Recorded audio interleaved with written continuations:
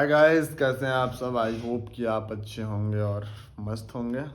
बाकी मैं भी अच्छा हूँ। आज तो कोई कॉलेज वॉलेज था नहीं ताकि मैं आउटडोर ब्लॉग शूट कर पाऊँ। आज तो पूरे दिन रूम पे रहा और कल पेपर है मेरा, मतलब एक दिन का ब्रेक था तो आज था नहीं पेपर, दैट्स वाई कि मैं कॉलेज गया नहीं। और कल पेपर है और कल सोशियो इकोनॉमिक का पेपर है, तो थोड़ा सा टफ पेपर है। बाकी मैं पढ़ रहा था और थोड़ी देर के बाद मैं सो गया था। फिर अभी जगा हूँ कुछ देर पहले, तो सोचा हूँ ब्लॉग पहले बना देता हूँ, फिर उसके बाद पढ़ने बैठ जाऊँगा।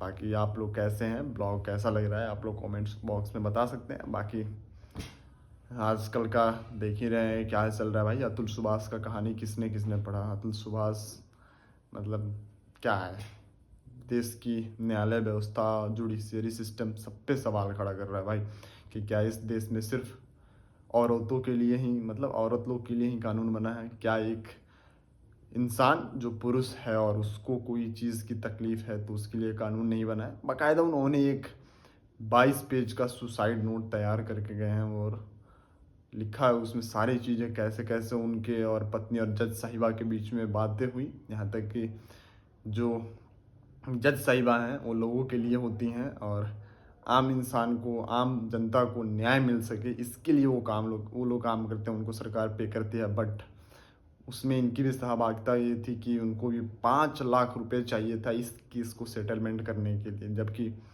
वो बंदा अतुल सुभाष था, 80 लाख उस साल में कमाता था और उस पर 10 लाख दहेज लेने का लालछन लगाया जा रहा है।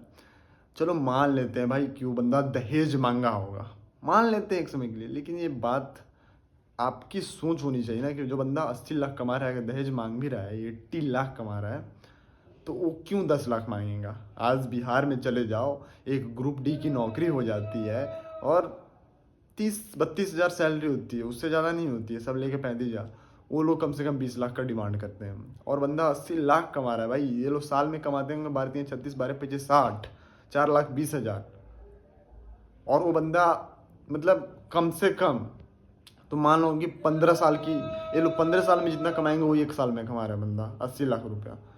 आईटी कंपनी में एआई इंजीनियर था भाई वो, और 80 लैक्स कमा रहा था बंदा, और 10 लाख रुपए मांगेंगे दहेज। भाई तुम्हारी घर बिक जाएगी उसको दहेज देने में अगर मांगा भी।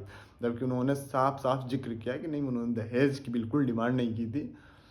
जबकि 40 हज़ार रुपया दे भी रहे थे अपनी पत्नी को, लेकिन उन पत्नी का डिमांड था कि 2 लाख रुपए चाहिए। और वो बंदा लिख के बाकायदा गया है कि मैं जो 40 हज़ार रुपये दे रहा हूँ उसको, और उसी का इस्तेमाल मेरे ही घर तोड़ने में लगा रही है। बात तो फैक्ट है भाई, उसी के पैसे से कि कोर्ट में जो केस लड़ रही थी उसी के अगेंस्ट था सारा पैसा। जबकि वो बंदा ये भी लिखा है कि मेरे ही पैसे से सरकार मजबूत हो रही है, मेरे ही पैसे से जुडिशियरी सिस्टम मजबूत हो रही है और मुझे ही न्याय नहीं मिल रहा है, तो क्या फ़ायदा इस पैसे का। इसके आवेश में भी वो बंदा सुसाइड कर लिया। बाकी इस पूरे केस को अतुल सुभाष को क्या करना चाहिए, मतलब उसके परिवार को क्या करना चाहिए, न्याय कैसे मिले, आप इस पे अपनी प्रतिक्रिया कमेंट बॉक्स में दे सकते हैं। बाकी आप इस पूरे सिनेरियो को कैसे समझते हैं, इसकी भी जानकारी, मतलब क्या करना चाहिए। क्या जो हमारे संविधान है सिर्फ महिलाओं को देती है अधिकार न्याय की, क्या पुरुषों को प्रताड़ना नहीं झेलनी पड़ती, क्या सिर्फ महिला ही प्रताड़ित होती हैं।